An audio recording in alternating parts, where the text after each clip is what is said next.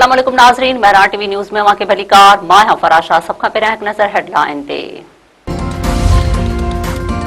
पाकिस्तान पारां गडि॒यल अरब इमारात खे कर्ज़ वापस करण जो फ़ैसिलो। नाणे वारी वज़ारत $3.5 अरब समेत 4.8 अरब अदायगियुनि जो बंदोबस्त करे वरितो। हुकूमती ज़रियनि जी दावा आहे त पाकिस्तान खे ॿिनि दोस्त मुल्कनि $5 अरब खां वधीक जी अदायगी जी ख़ातिरी कराई आहे।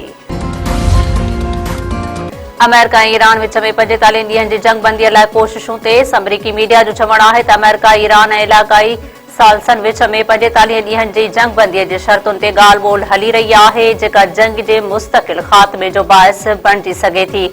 48 कलाकनि में जुज़वी मुआहिदे ते पहुचण जा इम्कान घटि आहिनि, पर उहा आख़िरी कोशिश जंग में इज़ाफ़े खे रोकण जो वाहिद मौक़ियो आहे।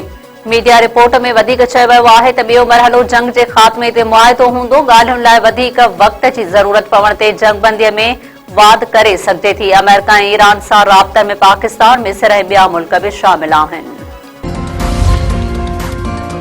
हरम्स वारो सामूंडी लंगर न खोलण ते ट्रंप धमकियुनि ऐं गारियुनि खां पोइ पुराणी डेडलाइन में 24 कलाकनि जी वाध करे छॾी। मुआहिदे लाइ डेडलाइन जो वक़्तु अंगारे जी राति 8 वॻे मुक़ररु।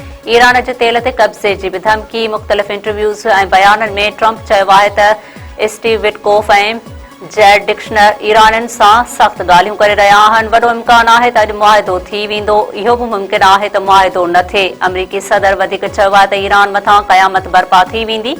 ईरान जे तेल ते कब्ज़ो करण ते बि गौर करे रहिया आहियूं।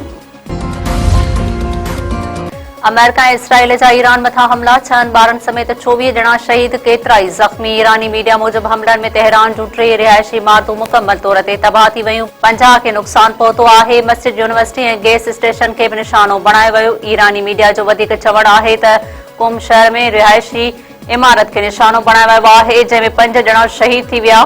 बेरूत मथां इसराइल जे बमबारीअ में 8 ॼणा शहीद ऐं 5 ज़ख़्मी थी पिया।